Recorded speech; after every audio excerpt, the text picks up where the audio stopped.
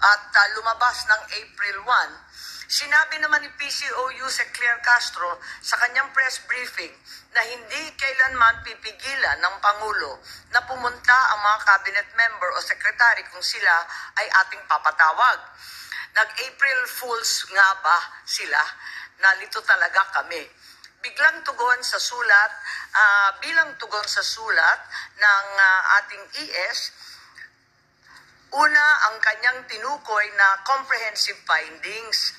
This was a letter, this was mentioned in the letter, but my findings were very clearly preliminary findings, which is the reason for the second hearing. Marami pang mga tanong na nangangailangan ng sagot.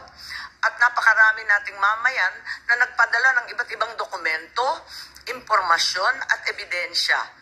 That pagkakataon sana ang hearing na ito para magpaliwanag ang ating mga cabinet members sa taong bayan. Sa usapin namin ng sub judice, alam natin at alam higit sa lahat ng ating dating Chief Justice na ang Korte Suprema na mismo ang nagsabi na hindi ito nalalabag kapag Senate inquiry in aid of legislation. Hindi ito saklaw ng karaniwang sub-judice na nagbabawal isa publiko ang mga bagay na liniliti sa korte. Mahalaga ang legislative inquiry sa paghubog at pagpapatatag ng ating mga batas. Panguli, nirerespeto ko ang doktrina ng executive privilege. Pero pakatandaan natin, hindi ito pwedeng gamitin bilang blanket shield, pangkalahatang pantago para ilagan ang tanong at umiwas sa paanyaya ng Senado. Itong landmark case na kabisado naman natin, Senate versus Ermita, nagtakda ng saklaw ng executive privilege. Nagsasaad na bagamat pwedeng gamitin ng ehekutibo ang pribilehyo niya na mga investigasyon ginagawa sa Congress, maaari rin mapasawalang bisa kung ang impormasyon hinihingi ay mahalaga sa tungkulin ng Kongreso sa paggawa ng batas o pagsagawa ng aming oversight function. May sikat na kasabihan, hidden truths are unspoken lies. Ang katotohanang tinatago ay kasinungalingan din. At mukhang gano'n ang nangyayari ngayon sa pagtatago ng katotohanan gamit ang executive privilege at sub-judice, nagmimistula tuloy na may cover-up sa mga nangyayari.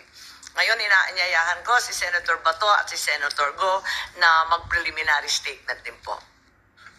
Thank you, Madam Chair. What we have right now in front of us are empty chairs. Itong ginawa ng mga opisyalis from the executive branch of government is a total snap to as far as we're concerned. And ito'y tahasang pagbaliwala sa doktrina ng checks and balances ng ating gobyerno. Kung ayaw na mag-attend ng hearing, ibig sabihin, ayaw na nilang magpapacheck sa atin na co-equal branch of government. So what will happen to this? Pag tuluyang ganito ang mangyayari is, I think we are now on the verge of a constitutional crisis kapag tuluyan nilang i-snap yung ating imbitasyon. Wala na mangyari. Wala na respetuhan ito sa isang kapwa co-equal branch of government. So, Madam Chair, I would like to move that we issue a subpoena to these government officials to require their presence in the next hearing. Kung meron ka pang gaganaping hearing, dapat masubpoena ito sila para magkaalaman. Klaruhin natin ito.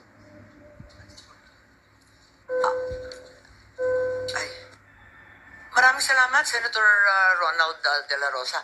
Actually, dalawa yung subpoena na pinapapirma ko sana kay SP Cheese. Isa para kay Prosecutor Fadulyon at ikalawa para sa head ng ating Air Force, si General Cordera. Pero yung dalawa, hindi ko pa natatanggap na pirmado. Ang sinabi ni SP, pinadala na daw niya sa legal ng Senado. Pero hanggang ngayon, wala pa rin tayong natatanggap. Follow up natin, Madam Chair, kasi alam mo, if this situation is left unchecked, ang mangyayari sa atin dito is hayaan na lang natin na meron tayong Philippine National Police na patuloy na nilalabag yung ating konstitusyon at ang ating mga batas. Hindi po maganda ito, Madam Chair. Kaya nag-exist yung Senado, in particular, yung buong Kongreso, para meron tayong checks and balances. Hindi po pwede yung executive branch of government hahayaan na lang natin na gagawa sila ng mga hakbang na labag sa ating konstitusyon. So we are here to check them. So, kung hindi sila magpapacheck, stop sila ng stop sa atin, then magkakaroon tayo ng constitutional crisis nito, Madam Chair. Sang-ayon po ako sa inyo at talagang hindi tama itong pangkalahatang sinasabi. Lahat na lang executive privilege, lahat na lang sub judice. Alam naman natin, hindi naman tayo lihis at alam naman natin na napaklaro ng Nery versus Senate, yung Ermita case, kaliwa-liwanag, na kinakailangan na talagang malapit sa Pangulo, ang impormasyon hindi makukuha sa iba, hindi naman ito magiging panganib para sa lipunan, kaya't paano po ito naging executive privilege, alam na po natin yan, at hindi naman tayo nakikialam doon sa bagay-bagay na sinaloob ng mga kaso at asunto sa Korte Suprema. Kaya ang palagay ko, dadami po ang sampina na hihilingin natin sa ating Senate President. Marami na po kasi kung dadalawa lang yung na-absent dati, pagkarami-raming absent, nakikita natin tayo-tayo lang ang narito. Kaya nalulungkot po kami. At ngayon, tawagan naman natin si Senator Bongo. Magandang umaga po, Madam Chair, Senator Bato de la Rosa, and to the resource persons present in this meeting. Parang wala namang resource persons present dyan. Si Attorney Medina lang po, yung dating resource natin, at narito rin yung dalawang abogado ng SEC. Yun lang po. Napakalungkot naman po. Malungkot yung Pilipino, malungkot rin yung hearing natin. Sa nakaraang pagdinig ng committee ito, marami tayong naisiwalat na maaring pagkakamali o paglabag sa batas, due process at karapatang pantao na isinagawang pag-aresto kay dating Pangulong Rodrigo Duterte. The preliminary report of the chairperson underscored a crucial point. The Philippine government was under no legal obligation to arrest the former president and surrender him to an international court.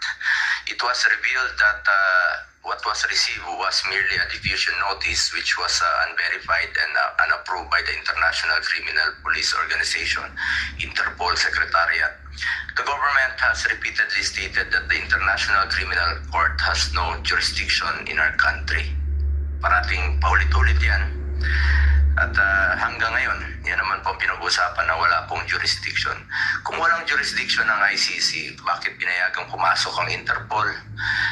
Kung hindi kinikilala ng gobyerno ng ICC, bakit nila binigyan ng pansin ng arrest warrant mula sa ICC? At it was very fast. Napakabilis po ng pangyayari. I'm sure kindly check nyo rin po sana. Baka maraming may mga red notice dyan na hindi naman minadali, hindi naman hinanap. Pero ito, ang bilis po. Mas inuna niyo pang isinuko si dating Pangulong Duterte kesa sa matagal na sigurong nandyan sa listahan. At kung sinunod niyo lang po ang batas at tamang proseso, hindi niyo papayagan na ilipad lamang sa loob ng 14 na oras si Tatay Digong. Madam Chair, hindi natin maaaring ipagsawalang bahala ang seryosong implikasyon ng mga pangyayaring ito. Napaka-unhealthy po itong nangyari ngayon. Maaaring may mga batas at proseso ang ating bansa na nalabag at maaaring may mga karapatan ng isang mamamayang Pilipino ang naisantabi. Kung ang dating Pangulo ng ating bansa ay maaaring tratuhin ng ganito, paano na lang kaya yung mga ordinaryong mamamayan? Ano ang garantiya na hindi ito mangyayari sa iba? Dapat bawat Pilipino, mataas o mababa ang katayuan sa buhay, dapat may gobyernong masasandalan na hindi siya pababayaan. Former President man o hindi, karapatan yan at lalo sa pagdating sa kanyang kalusugan, kaligtasan at buhay. Hindi rin ninyo isinaalang-alang na matanda na po si Tatay Digong, ang matatanda po, frail, fragile, sa totoo lang, harmless na po si Tatay Digong. For humanitarian consideration, kahit sinong lolo at lola natin, ginagalang at inaalagaan natin. Yun naman po ang ating kultura dito sa ating bansa.